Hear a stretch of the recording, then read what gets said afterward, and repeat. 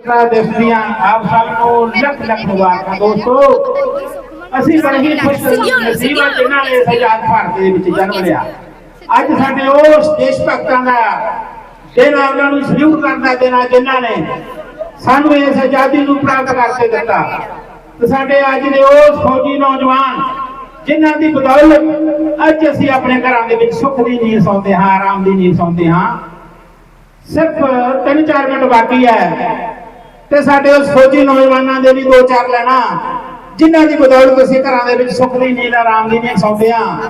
एक फौजी नौजवान सरहद ते खड़ा कहंदा है सब तो पहले इस राष्ट्रीय झंडे नूं कि देश नाम इस झंडे को जिसमें तेरी शान है सर हमेशा ऊंचा रखना इसका जब तक दिल में जान है।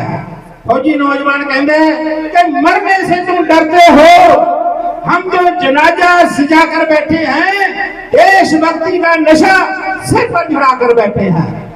जंग में पीठ दिखाना हमें मंजूर नहीं, सीने पे गोली खाने की मौत से शर्त लगा कर बैठे हैं। सीने पे गोली खाने की मौत से शर्त लगा कर बैठे हैं। दूसरा फौजी नौजवान दोस्तों जिसकी छाती गोली ने छलनी है शहादत है जहां पीर वाला फिर भी परमात्मा ने की कहते शायद कहता है कि कतरा कतरा लहू का जिस्म से बहता रहा, वो देशभक्ति के नशे में हर दर्द सहता रहा। बस 2 पर की सांसें बची थी जिस्म में, फिर भी भारत माता की जय कहता रहा, फिर भी भारत माता की जय कहता रहा। तीसरा नौजवान दोस्तों वो फौजी नौजवान जड़ा हुणे हुणे अपनी शादी अपनी नवी दुल्हन नूं अपनी पत्नी नूं अपनी धर्मपति नूं सारी ब्याह भी छड्ड के देश की शहादत में खड़ जाता। कहता है कहना बेशक मेरी हर सांस पे तुम्हारा नाम दर्ज था, मगर जो मुझे तुमसे दूर ले गया वो मेरा फर्ज था।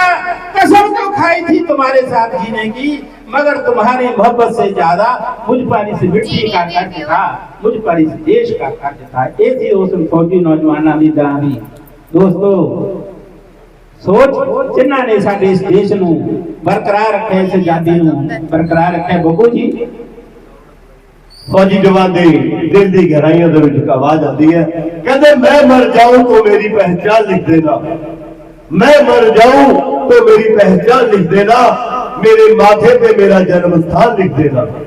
मैं मर जाऊं तो मेरी पहचान लिख देना, मेरे माथे पे मेरा जन्म स्थान लिख देना। कोई पूछे तुझे स्वर्ग के बारे में, कोई पूछे अगर तुझे स्वर्ग के बारे में तो एक कागज के टुकड़े पर हिंदुस्तान लिख देना, एक कागज के टुकड़े पर हिंदुस्तान लिख देना। सो मरते मरते भी उन्होंने दिल दे विचों देशभक्ति का जज्बा ही जाहिर होता है। अमर कर ली दे के जान अपनी भगत सिंह ने 23 साल का रहना सदा जवान भगत सिंह ने शरीर मर जाता है पर विचार नहीं मरते ने, सदा अमर रहते ने जग दे जो देश नहीं मरते ने, जो कौम नहीं मरते ने। हम कर्जा खाए बैठे हैं गुरु गोबिंद सिंह की कुर्बानी का, हम क्या एहसान चुकाएंगे उनकी आंखों के पानी का। हम उनकी गणना करते हैं आजादी के आधारों में, जिनके आगे जिनके 2-2 बेटे चिन गए दीवारों में, जिनके आगे जिनके 2-2 बेटे चिन गए दीवारों में। ना हिंदू ना मुसलमान की खातर, ना अल्लाह ना भगवान की खातर, ना जाने कितनी ही माओ के बेटे कितनी ही मांगों के सिंदूर शहीद हुए हैं इस हिंदुस्तान की खातर, इस मेरे वतन की खातर। हिंदुस्तान को मिटाएगा दुश्मन के सर से भूत उतारेगा, जिसके लिए लाखों मरने के लिए तैयार हो वो वतन कैसे हारेगा। और ये आज का हिंदुस्तान ऐसा है सीधा घर में घुस कर मारेगा, सीधा घर में घुस कर मारेगा। की लेना दोस्तों कि यार खूब बड़े दर्द दिल में रह गए, हम इंसानियत का फर्ज निभाने में रह गए तो चुपके से जाकर हमारे घर को आग लगाते रहे और हम उनके ही घर की आग बुझाने में रह गए। सुधर जाए पाकिस्तानी वरना नक्शे से मिट जाएगा। हिंदुस्तान जिंदाबाद तेरा रोम रोम कहलाएगा, तेरी आने वाली पीढ़ी मेरे मुल्क के तलबे चाटेगी। मत उलझ हिंदुस्तानी से, तेरी मरी हुई माँ भी तुझे काटेगी, तेरी मरी हुई माँ भी तुझे काटेगी। हिंदुस्तान जिंदाबाद।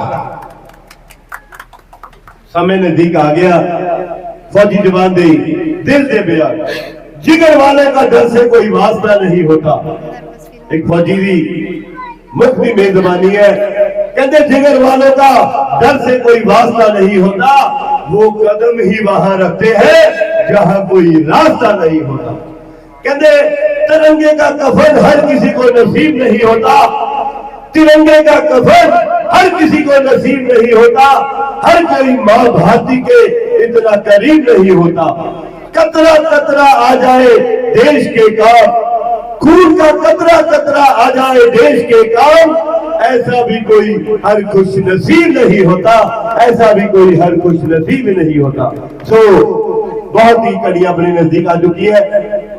झंडा रस्म नूं साडे म्युनिसिपल कमेटी के प्रधान साहब जॉनी जी और साडे बड़े वीर बीजेपी के मन्ने परमन्ने नेता विनोद बंसल जी, सीनियर वाइस प्रधान श्रीमती लखविंदर कौर जी, बाकी सारे ही काउंसलर साहबान, अगर किसी का नाम लैन तो रह जाए तो क्षमा दी जा सके। पुलिस प्रशासन को सरदार जसविंदर सिंह जी एएसआई साहब आपकी पूरी टीम के नाल इत्थे हाजिर है। मंडी के साडे सरपरस्त राजेश महेश्वरी, साडे सुरेश महेश्वरी जी, बाकी सारे प्रेस तो वृत सिंगला जी, सुशील लाखपा जी, छोटे वीर राजविंदर रंगीला जी, सारे ही मंडी निवासी भैन भरा, बड़े छोटे छोटे छोटी बच्चियां भी हाजिर है। झंडे नूं लहराउण दे लई सारे एकजुट हुए हैं। सो बहुत ही हर्षोल्लास दे नाल आपां ही 79वां सुतंत्रता दिवस मनाउण जा रहे हैं तुहाडे सारिਆਂ दे साथ दे नाल।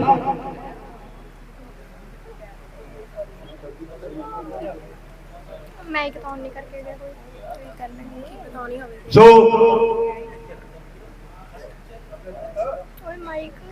समय हो चुके हैं राष्ट्रीय ध्वज नूं लहराउण दा, इस तिरंगे नूं सन्मान देण दा। शुरू करना है इकट्ठे आने अच्छी बात।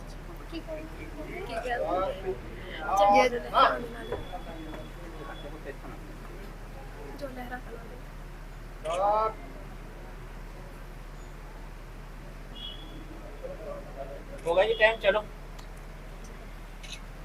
जनगण मन अधिनायक जय हे भारत भाग्य विधाता, पंजाब सिंध गुजरात मराठा द्राविड़ उत्कल बंग, विंध्य हिमाचल यमुना गंगा, ऊछल जलधि तरंग, तब शुभ नामे जागे, तब शुभ आशीष मांगे, गाए तब जय गाथा, जनगण मंगलदायक जय हे भारत भाग्य विधाता, जय हे जय हे जय हे जय जय जय जय हे।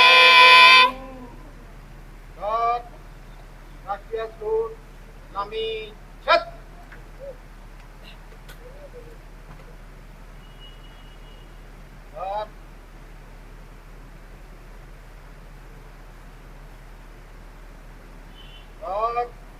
बाजू छत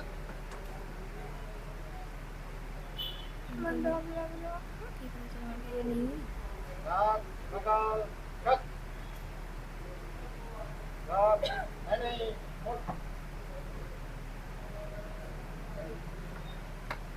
भारत माता की, भारत माता की, वंदे वंदे मातरम।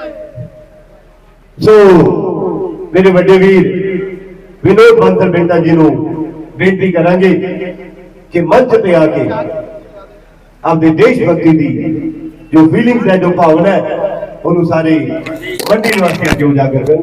विनोद बेटा जी।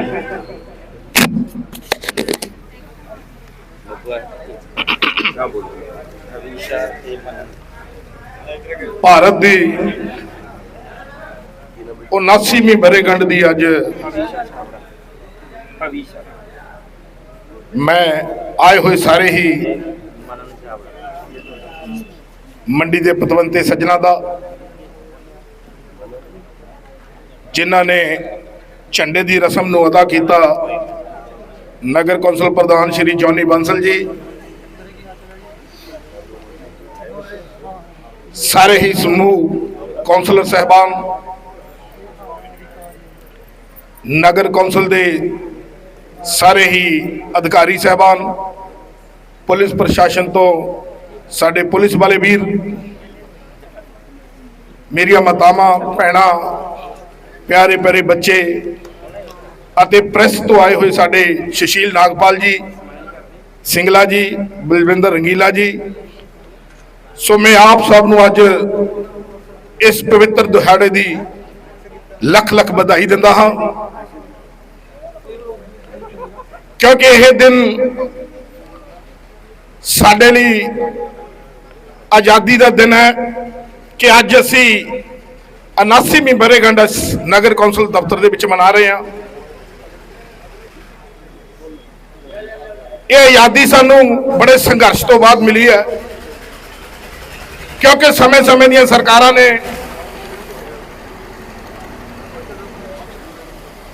ਆਜ਼ਾਦੀ ਦੇ ਲਈ, ਕਿਉਂਕਿ ਅਸੀਂ ਲੰਮੇ ਅਰਸੇ ਤੋਂ ਗੁਲਾਮੀ ਦੇ ਜੰਜੀਰਾਂ ਦੇ ਵਿੱਚ ਬੰਦੇ ਹੋਏ ਸੀ, ਸਾਡੇ ਸੂਰਬੀਰ ਵੀਰਾਂ ਨੇ ਜਿਨ੍ਹਾਂ ਨੂੰ ਅੱਜ ਅਸੀਂ ਯਾਦ ਕਰਨਾ ਹੈ, ਰਾਜਗੁਰੂ ਸੁਖਦੇਵ ਭਗਤ ਸਿੰਘ ਹੋਰਾਂ ਨੂੰ, ਕਿ ਜਿਨ੍ਹਾਂ ਨੇ ਜਗਦੀ ਹੋਈ ਮਿਸਾਲ ਦੇ ਵਿੱਚ ਆਪਣੇ ਖੂਨ ਦੀ ਆਹੂਤੀ ਪਾਈ। ਸੋ ਉਹਨਾਂ ਵੀਰਾਂ ਨੂੰ ਸਲੂਟ ਹੈ।